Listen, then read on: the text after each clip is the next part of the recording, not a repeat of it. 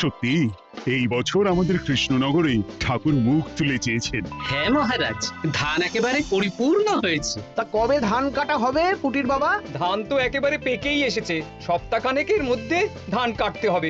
বেশ বেশ, তাহলে তো ভালোই হলো। এই মাসের শেষের দিকেই তো নবাব বাহাদুরকে শস্যের খাজনা পাঠানোর কথা। হ্যাঁ মহারাজ, এবারে নবাব বাহাদুর খুশি হবে। ঠিক বলেছ গোপাল।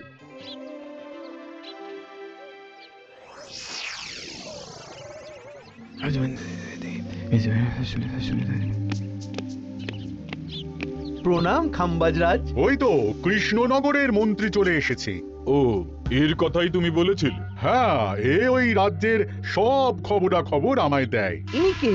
ইনি হলেন জমিদার কেশকান্ত বর্মন, আমার রাজ্যেরই দক্ষিণ পশ্চিম গ্রামের জমিদার, আমার প্রিয় বন্ধু। নামটা বেশ অন্যরকম, কেশকান্ত। আসলে ওদের বংশ পরম্পরায় সকলের উন্নত ঘন কেশ আছে, তাই ওদের পরিবারের সবারও নামে একটা করে কেশ আছে। আমি খাম্বাজ রাজের সৌমিত্র এবং সুপরামর্শদাতা। কিছুদিন আগে আমার মাথায় খুব খুশকি হচ্ছিল, মাথার চুল পাতলা হয়ে আসছিল। কিন্তু আমার পরামর্শে একটা তেল মাখতেই মহারাজের মাথার চুল এখন ঘন হয়ে উঠেছে, আর কোনো সমস্যা নেই। বাহ বাহ বাহ, ভালো ভালো ভালো। এবার তাহলে কাজের কথাটা বলে দিন। এবারে তো শুনলাম তোমাদের রাজ্যে অনেক ধান উৎপাদন হয়েছে, তাই স্বাভাবিকভাবে নবাব বাহাদুরের কাছে রাজস্ব অনেক বেশি দেবে, কি তাই তো? হ্যাঁ, এবারে রাজস্ব দানে কৃষ্ণনগরই প্রথম হবে। না, তা হবে না। নবাবের কাছে অত ধান পৌঁছবে না, এমনকি কৃষ্ণচন্দ্রের কাছেই চাষিরা বেশি ধান রাজস্ব দিতে পারবে না। সেটা কি করে হয়? পাকা ধানে মই দিতে হবে। বললাম না, ও আমার সুপরামর্শদাতা। হ্যাঁ, আমার মন্ত্রীকে বাণিজ্যের কাজে বাইরে পাঠিয়েছি কিছুদিন, তাই কেশকান্ত মাঝে মধ্যেই আমার কাছে আসে, গল্পগুজব করে আর সুপরামর্শ দেয়। কিন্তু আমি কি করব? তুমি রাতের অন্ধকারে চাষিদের ধান জমিতে পাকা ধানে মই দিয়ে দাও, এমন ভাবে কাজটা করবে যাতে কাকপক্ষীতেও টের না পায়। আর তাতে আমার লাভ? প্রত্যেক বছর নবাব রাজস্ব দানে বিজয়ীকে 3000 মোহর দেয়, আমি তোমাকে তার থেকে 1000 মোহর উপহার দেব। 1000 মোহর? হ্যাঁ হ্যাঁ, যাও যাও যাও, কাজটা শুরু করে দাও। আচ্ছা।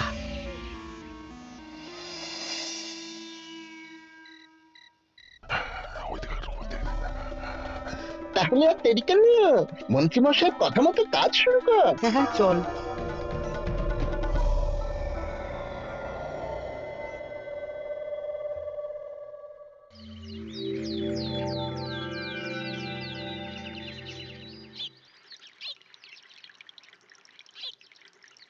এবারে তো চাষাবাদ বেশ ভালোই হয়েছে। আশা করি নবাব বাহাদুরের কাছ থেকে এবারে আমরাই পুরস্কার পাবো। হ্যাঁ মহারাজ, সারা বাংলায় কৃষ্ণনগরের মতো উৎপাদন এই বছরে কোথাও হয়নি। সর্বনাশ হয়ে গেছে মহারাজ, সর্বনাশ হয়ে গেছে। কি সর্বনাশ হয়েছে গো পুটির বাবা? গতকাল রাতে আমাদের সব জমির পাকা ধানে মই দিয়ে দিয়েছে। সে কি? এবার আমরা কি করব মহারাজ? কাদের কাদের জমিতে হয়েছে এসব? যেই জমিতে তাকাবেন সেই জমিতেই এই কাণ্ড, ধান ঝরে সব মাটিতে পড়ে আছে। এবার আমরা কি করব? হায় হায় হায়, এবার আমাদের রাজ্যের কি হবে?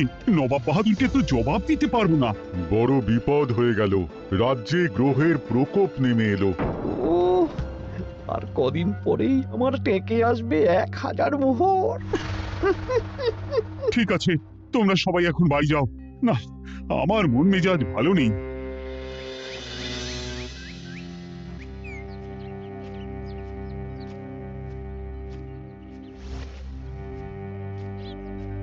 ওগো, তুমি শুনেছো কি হয়েছে? পুঁটির মা হাউ হাউ করে কাঁদছিল গো। হ্যাঁ গিন্নি, পুঁটির বাবা কয়েকজন চাষি ভাইদের নিয়ে রাজসভায় এসেছিল।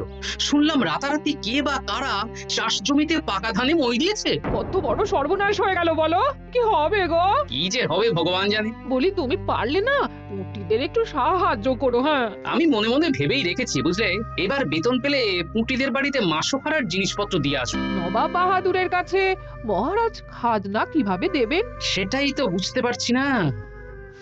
আপনি এত চিন্তা করবেন না। রাজবাড়ির ভাড়ার থেকে আপাতত কিছু বস্তা ধান পাঠানোর ব্যবস্থা করুন। তারপর নবাব বাহাদুরের কাছে গিয়ে বলবেন, আস্তে আস্তে সব দিয়ে দেবেন মহারাজ। তাই করতে হবে, তাছাড়া তো আর অন্য কোনো উপায় দেখতে পাচ্ছি না। কিন্তু এবারে আর আমাদের মান রক্ষা হবে না। দেখি 2-1 দিনের মধ্যেই যতটা সম্ভব ভাড়া থেকে ধান পাঠানোর ব্যবস্থা করব।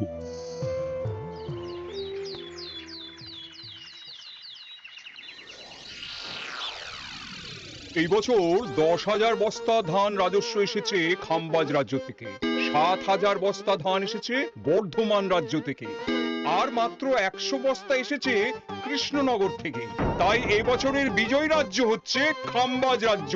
খাম্বাজ রাজ্যের রাজার হাতে 3,000 মোহর উপহার হিসেবে তুলে দিচ্ছেন। আর কৃষ্ণচন্দ্র, তোমার রাজ্যের এরকম হাল কেন? এবারে আমাদের সমস্ত রাজ্যের পাকা ধানে কেউ বা কারা মই দিয়ে দিয়েছে। সেসব তোমার মাথা ব্যথা। আমার ধান কোথায়? 100 বস্তা ধান রাজস্ব, কম করে 800 বস্তা ধান রাজস্ব দেওয়ার কথা, কিন্তু তুমি তোমার কথার খেলাপ করেছো। এই বছর আমি নিরুপায় জাহাপানা। আমিও নিরুপায়। হয় তুমি আগামী 1 সপ্তাহের মধ্যে আমাকে 5,000 মোহর দেবে, নইলে কৃষ্ণনগরের সিংহাসন থেকে সরে যাবে। এত বড় শাস্তি দেবেন না নবাব বাহাদুর। আপনি অন্তত মাস 6 সময় দিন, আবার ধান চাষ করিয়ে আপনাকে প্রাপ্য ধান দেওয়া হবে। বেশি কথা বলছো কৃষ্ণচন্দ্র। তুমি 5,000 নয়, 6,000 মোহর 1 সপ্তাহের মধ্যে দেবে। বেটা গোপাল বেশি পাকা, অত কথা বলতে কে বলেছিল? গোপাল, এটা তুমি কি করলে? হায় হায় হায়! সর্বনাশের সময় যখন ঘনিয়ে আসে তখন বিপদের ওপর বিপদ এভাবেই আসে। আমার পাওনা। আরে এখন না, তোমাকে পাঠিয়ে দেব। ওই দেখুন, খাম্বাজ রাজের সাথে কথা বলছে। এখন বেশি কথা বললে কৃষ্ণচন্দ্র আর গোপাল সন্দেহ করবে। চলুন তো দেখি ওখানে গিয়ে কি কথা বলছে। কি কথা বলছো মন্ত্রী? মন্ত্রী আমায় বিজয় অভিনন্দন জানাচ্ছিল। বিজয় অভিনন্দন তো উপহার পাওয়ার সময় জানাতে পারতেন মন্ত্রী মশাই। যাই হোক, আপনাকে তো ঠিক চিনতে পারছি না। আমার নাম কেশকান্ত, আমি খাম্বাজ রাজ্যের দক্ষিণ পশ্চিম গ্রামের জমিদার। কেশকান্ত আমার বিশেষ বন্ধু। আপনার কেশ নিয়ে বেশ ভাব দেখছি।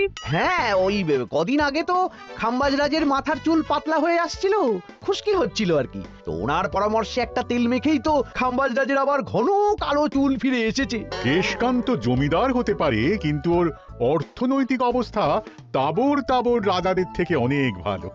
কয়েক হাজার বিঘা জমির মালিকও, তার সাথে চুলের তেলের ব্যবসা করেও হাজার হাজার মোহর রোজগার করে। এই, এখন চুল নিয়ে চুলোচুলি না করে চলো কৃষ্ণনগরে ফিরি। এমনিতেই মন মেজাজ খারাপ, 1 সপ্তাহের মধ্যে আবার 6,000 মোহর জোগাড় করতে হবে। হ্যাঁ, চলুন চলুন।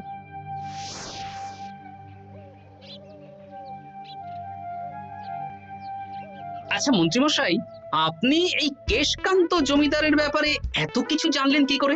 ওনার সাথে তো আমাদের আজই প্রথম দেখা। হাওয়ায় কত খবরই ভেসে আসে, সেরকম আমার কানেও এসেছিল। সব বাদ দাও। গোপাল, মন্ত্রী, দুজনেই ভাবনা চিন্তা করো কিভাবে 6,000 মোহর জোগাড় হবে। পাকা ধানে মই পড়লো, এখন আবার এত বড় বোঝা। আমার কাছেও মহারাজ বেশি অর্থ নেই, সব মিলিয়ে মিশিয়ে ওই 150 থেকে 200 মোহর মতো আছে বাড়িতে। যদি বেশি থাকতো আমি আপনাকে নিশ্চয়ই সাহায্য করতাম মহারাজ। তাও করতেন কিনা সন্দেহ। তুমি চুপ করো। মন্ত্রীমশাই ওই লোকটাকে জানলো কি করে? এই লোকটাকে তো আগে দেখারই কথা না। না, ব্যাপারটা নিয়ে ভাবতে হবে। চলুন চলুন।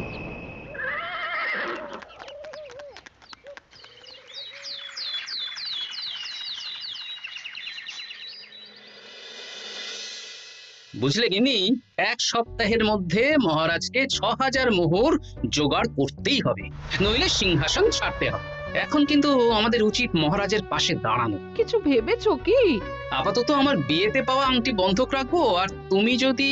হ্যাঁ, আমার যে দুটো গয়নাগাটি আছে ওগুলো বন্ধক রাখো, পরে আস্তে আস্তে ছাড়িয়ে নেবো খন। দেখি, বাকি সভাসদদেরকেও বলবো, যে যতটা পারে। তারপর ভগবানই ভরসা।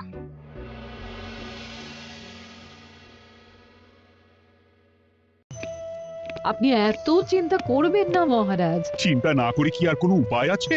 সিন্ধুকে যা আছে তা দিয়ে 3,000 মোহর হয়ে যাবে, কিন্তু তারপর আর কি করব? এবার কি নিরুপায় হয়ে জায়গা জমি বিক্রি করতে হবে? কিছু একটা করতেই হবে।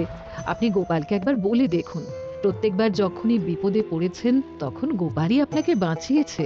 দেখি, আগামীকাল রাজসভা শুরু হওয়ার আগে গোপালের সাথে ব্যাপারটা নিয়ে আলোচনা করব।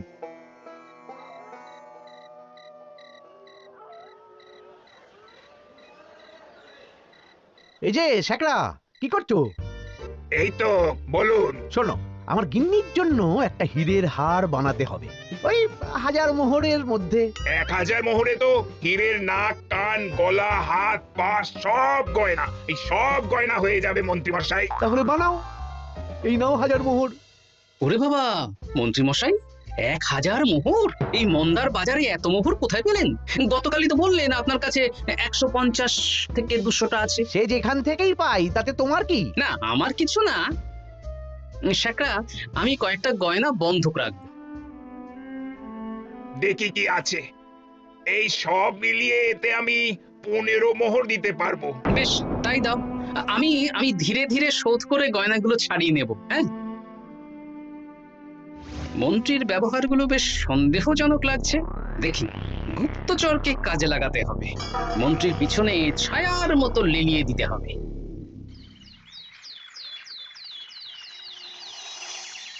মহারাজ, আমি চেষ্টা করছি আপনার এই মোহর কিভাবে জোগাড় করা যায়, আপ্রাণ চেষ্টা করছি। দেখো, আমি 3000 মোহর পারবো, কিন্তু তার বেশি হলে জায়গা জমি বেচতে হবে, হাতে যে বেশি দিন সময়ও নেই।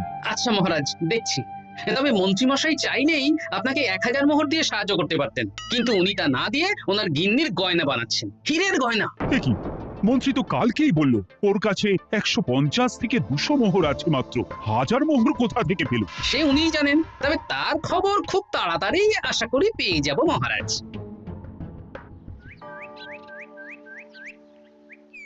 কাজটা একদম ঠিক করলেন না মন্ত্রী মশাই। আপনার কথা শুনে আমরা সবার জমির পাকা ধানে মই দিলাম, কিন্তু আমরা একটা পয়সা পেলাম না।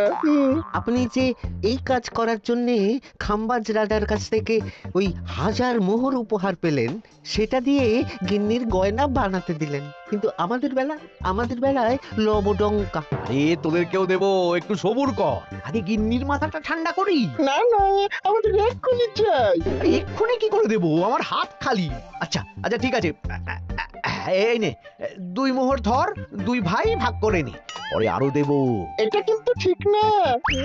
এসব আলোচনা খোলামেলা জায়গায় করা উচিত না। উফ, পরে তোদের সাথে কথা বলবো, এখন যেতে দে, বাজার করব, তারপর আবার রাজসভা আছে। আচ্ছা, এই ব্যাপারটা মহারাজকে আর গোপাল দাদাকে জানাতে হবে। গোপাল দাদা, মহারাজ আসল খবর পেয়ে গেছি। কি খবর? আমি একটু আগে শুনলাম। কাজটা একদম ঠিক করলেন না মন্ত্রী মশাই। আপনার কথা শুনে আমরা সবার জমির পাকা ধানে মই দিলাম, কিন্তু আমরা একটা পয়সা পেলাম না। আরে তোদেরকেও দেবো, একটু সবুর কর। মন্ত্রী, আমি না তোমাকে মেরেই ফেলবো। মহারাজ, মন্ত্রী মশাই এখানে গৌণ, উনি অর্থের লোভে এসব করেছেন, আর ওনাকে দিয়ে করিয়েছেন খাম্বাজ রাজ। হ্যাঁ, যাতে এবারে বিজয়ী হতে পারেন। তাই আপনি এই খবর 5 কান করবেন না মহারাজ। আমি খাম্বাজ রাজ আর ওই কেশকান্তর কাছ থেকে ক্ষতিপূরণ ঠিক আদায় করে আনবো। কিন্তু কিভাবে? শুনুন তাহলে।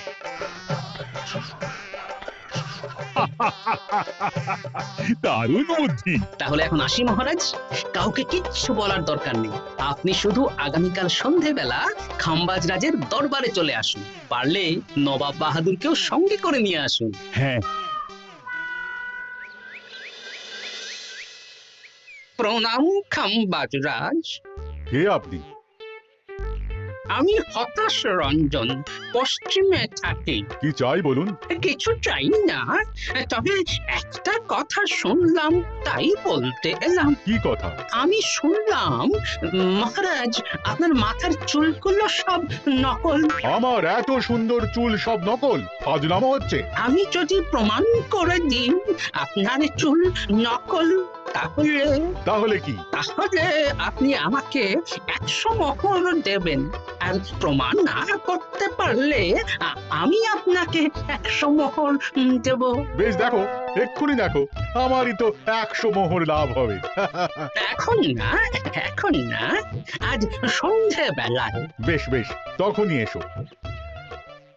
এবারে জমিদার কেশকান্তর বাড়ি যেতে হবে। জমিদার মশাই বাড়ি আছেন? কে মশাই আপনি? না, আমি হতাশ রঞ্জন, পশ্চিমে থাকি। আমি বিশাল ক্ষমতাশালী লোক। কিসের ক্ষমতা? আমি রাজরাজাদের মারধর করি, চুল ধরে টানি, শাস্তি দিই। এসব কি উল্টোপাল্টা বলছেন? খাম্বাজ রাজ আপনার বন্ধু না? হ্যাঁ, প্রিয় বন্ধু। ওনাকেও আমি আপনার সামনে চুল ধরে টানবো, কিন্তু উনি কিচ্ছু করতে পারবেন না। উনি আপনাকে শুলে চড়াবেন। কিছুই করতে পারবেন না। বললাম না, আমি বিশাল ক্ষমতাশালী লোক। বিশ্বাস হচ্ছে না তো? তাহলে বাজি ধরুন, 10,000 মোহরের বাজি। 10,000 মোহরের বাজি? হ্যাঁ, আজ আমি খাম্বাজ রাজের রাজবাড়ি যাব, আর আমার শক্তি প্রদর্শন করব। ওনার চুল ধরে টানা হেঁচড়া করব, ওনাকে আহত করব, কিন্তু উনি আমাকে কিছুই করতে পারবেন না। বেশ রাজি, বাজি 10,100 মোহর দিতে পারবেন তো? হ্যাঁ, আমি বাজি হারলে আপনাকে দেব 10,100 মোহর। দরকার হলে ওই কাগজে কলমে লিখিত পরিত করে নিন। বেশ, তাহলে তাই হোক। কিন্তু হ্যাঁ, একটা কথা, আমি শক্তি প্রদর্শন করার আগে থেকে প্রক্রিয়া চলাকালীন সময় পর্যন্ত আপনি খাম্বাজ রাজের সাথে কোনো কথা বলতে পারবেন না। বেশ বেশ।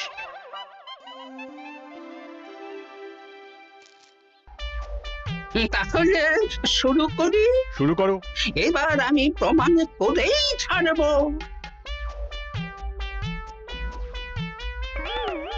আরে লাগছে লাগছে বাবারে, লাগছে এই সেরেছে। লাগছে এ তো সত্যি সত্যি চুল ধরে টানছে। লাগছে লাগছে বাবারে, বাবা। ওরে বাবা রে বাবা, কি শক্ত! এ কি, খাম্বাজরাজ কিছুই তো বলছেন না। তাহলে কি আমি হেরে গেলাম? না না খাম্বাজ রাজ, আমার ধারণা ভুল। যা শুনেছি তাও ভুল। এবার বিশ্বাস হলো তো? দাও দাও, এবারে 100 মোহর দাও।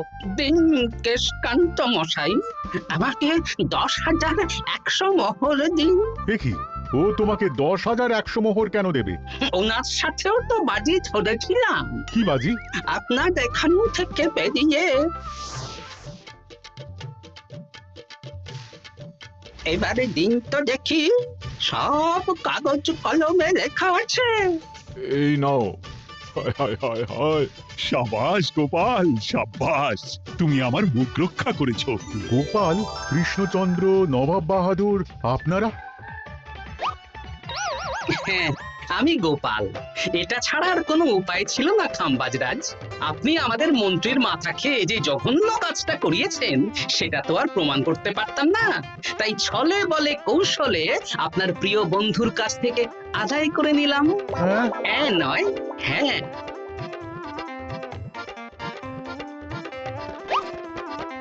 এই নিন মহারাজ। এতে কত মোহর আছে? 10,100 মোহর। এর থেকে 100 খাম্বাজ রাজকে দিন, 6,000 নবাব বাহাদুরকে, আর বাকিটা আপনার কাছে রাখুন। এত ধান নষ্ট হলো। কৃষ্ণচন্দ্র আমাকে সবটা বলেছে, আর ওর মন্ত্রীকেও নিয়ে এসেছি।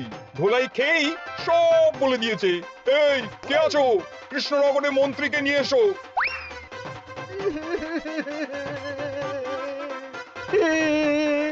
মার খেয়ে আমি সব বলে দিয়েছি খাম্বাজ রাজ। উদ্ধার করে তো জাহাপানা, আমাকে ক্ষমা করে দিন। এর কোনো ক্ষমা নেই, তোমাকে আমি কারাগারে বন্দি করব। হায় হায় হায়, সামান্য টাকার লোভ করতে গিয়ে পুরো মাঠে মারা গেলাম।